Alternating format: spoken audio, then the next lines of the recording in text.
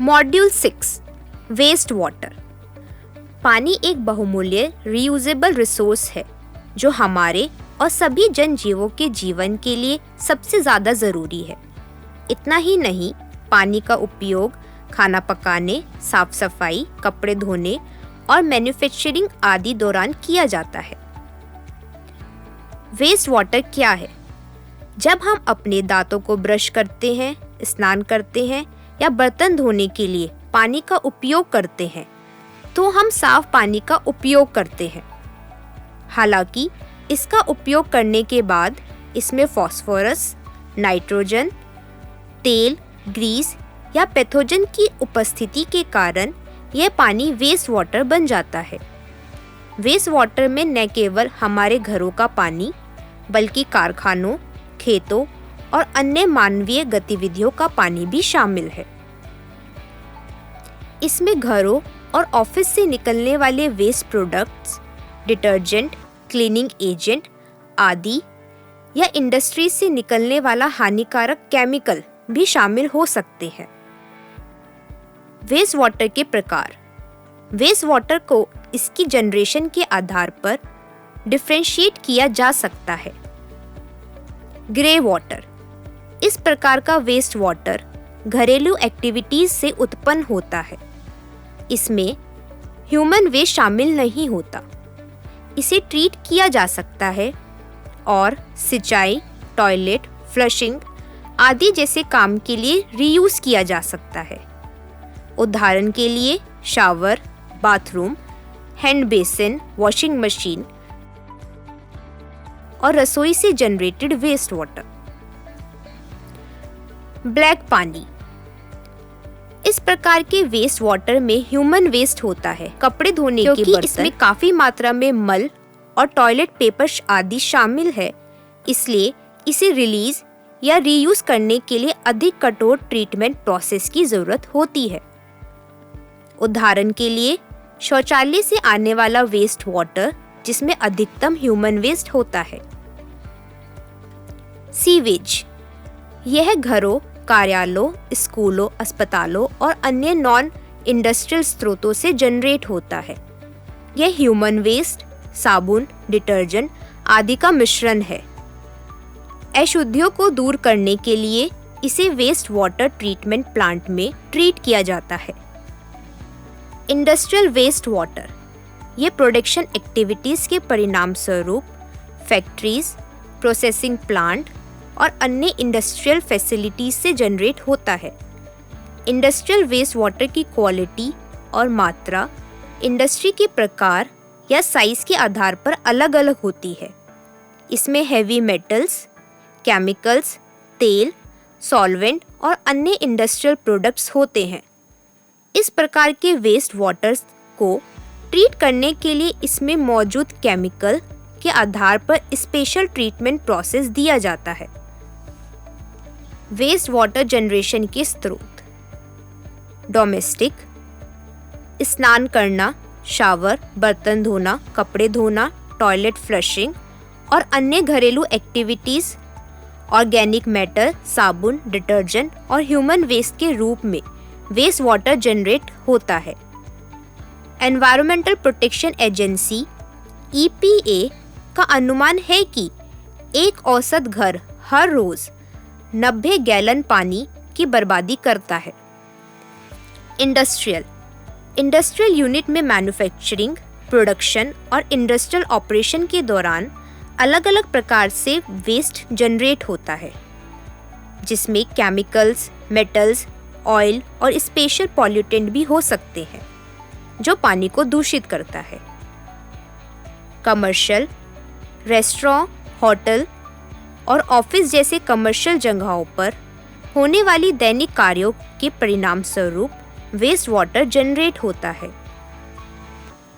Agriculture, कृषि में सिंचाई के दौरान खेत से नाली, बॉर्डर स्ट्रिप्स, घाटियां और बाढ़ आने वाले क्षेत्रों में बह जाने वाले अतिरिक्त पानी के परिणाम स्वरूप वेस्ट वाटर जनरेट होता है। इसमें फर्टिलाइजर, कीटनाशक जैसे केमिकल मिलते हैं। एजुकेशनल, स्कूल, यूनिवर्सिटी और ट्यूशन केंद्रों जैसे शैक्षणिक स्थानों में सफाई, खाना पकाना आदि के परिणाम स्वरूप वेस्ट वाटर जनरेट होता है। अस्पताल और हेल्थ केयर सुविधाएं। अस्पताल के विभिन्न यूनिट्स को भारी मात्रा में पानी की जरूरत होती है, जिससे वेस्ट वाटर उत्पन्न होता है। अस्पताल का वेस्ट वाटर पेशेंट के स्नान, स्वच्छता, मेडिकल प्रोसीजर, साफ सफाई और डिसइंफेक्शन आदि जैसी एक्टिविटीज से आता है। इसमें फार्मास्यूटिकल, रोगजनक और पोटेंशियल हैजार्ड केमिकल शामिल होते हैं। Storm water. बारिश का पानी या पिघली हुई बर्फ सड़कों, पार्किंग स्थलों और छतों जैसी सतहों से बह जाता है और ऑयल, भारी मेटल्स और मलबे सहित पॉल्यूटेंट्स को सतह से उठा लेता है, जिससे वेस्ट वाटर उत्पन्न होता है। कंस्ट्रक्शन, कंक्रीट मिश्रण और कंस्ट्रक्शन साइट की सफाई सहित निर्माण प्रोसेस से वेस्ट वाटर उत्पन्न होता है। इसमें सेडिमेंट, कंक्रीट और कंस्ट्रक्शन मटेरियल्स हो सकते हैं। Recreational activities, swimming pool, water park और अन्य मनोरंजक एक्टिविटीज में मौजूद क्लीनिक एजेंट और अन्य पॉल्यूटेंट सहित वेस्ट वाटर जनरेट होता है। एनवायरनमेंट और हेल्थ पर वेस्ट वाटर का प्रभाव।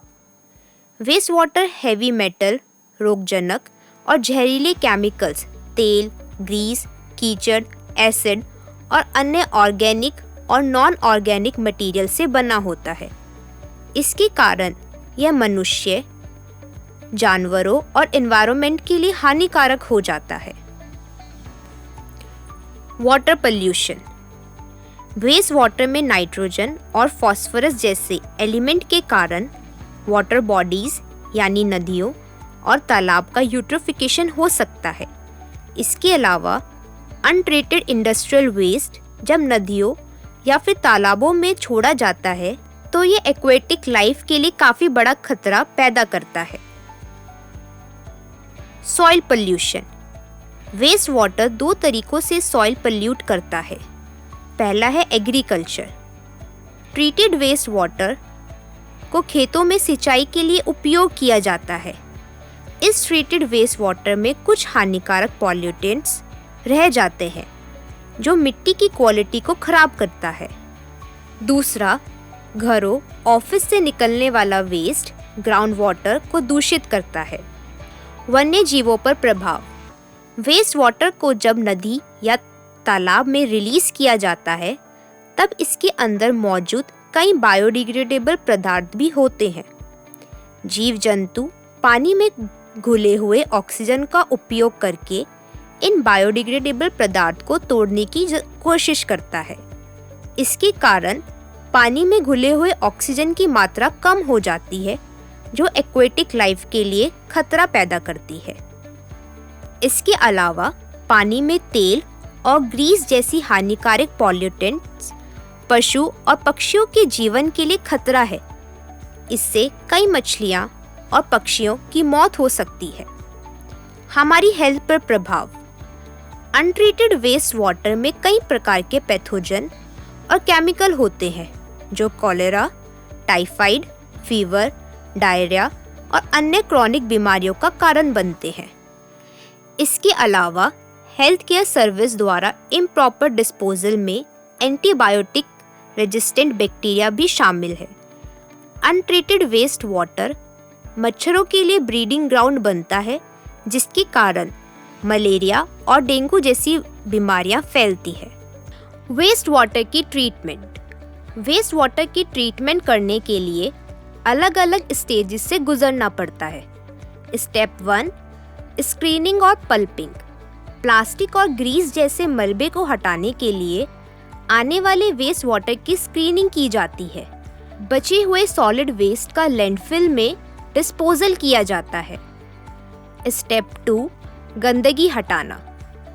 रेत और कंकर जैसी भारी इनऑर्गेनिक सॉलिड पदार्थों को ग्रीट चैम्बर में निकाला जाता है और लैंडफिल में भेज दिया जाता है। Step 3, primary settling. धीमी गति से जमा होने वाली सामग्री को कैलोरीफायर में हटा दिया जाता है, जिससे प्राइमरी डिस्पोजल जमा हो जाता है। पानी में से फॉस्फोरस को हटाने के लिए केमिकल मिलाया जाता है। Step 4, active sludge. Organic matter के सूक्ष्म जीवों के डिकम्पोजिशन को आसान बनाने के लिए वेस्ट वाटर को अलग अलग ऑक्सीजन कंडीशन के साथ टैंक्स में ट्रीट किया जाता है। Step 5, secondary disposal.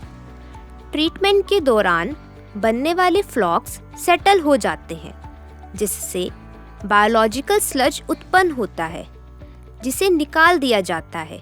साफ पानी बाहर निकलता है, जो काफ़ी हद तक बैक्टीरिया और सॉलिड वेस्ट से मुक्त होता है। Step 6, filtration.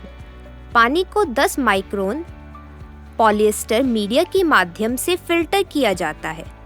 ट्रीटमेंट के लिए कैप्चर की गई सामग्री को वापस निकालने के लिए समय समय पर बैकवॉश किया जाता है।